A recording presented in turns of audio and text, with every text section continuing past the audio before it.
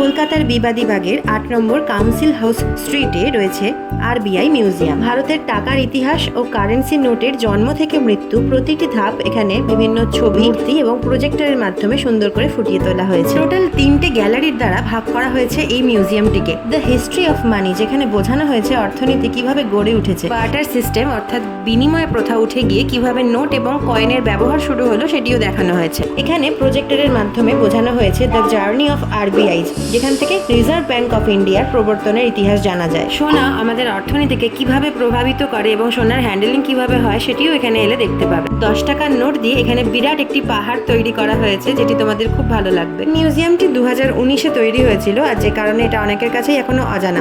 ভারতের অর্থনীতিকে ভালোভাবে জানতে হলে এই মিউজিয়াম থেকে ঘুরে আসতেই পারো। এখানে কোনো প্রবেশ মূল্য নেই।